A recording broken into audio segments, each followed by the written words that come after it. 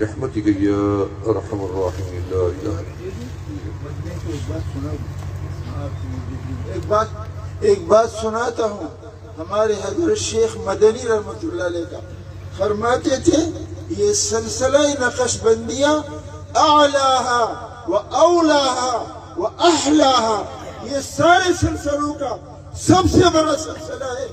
سب سے میٹھا سلسلہ ہے، سب سے پہلا سلسلہ ہے۔ شاہ بہاؤالدین نقشبند رحمت اللہ علیہ نے 14 سال تک مجاہدے کی،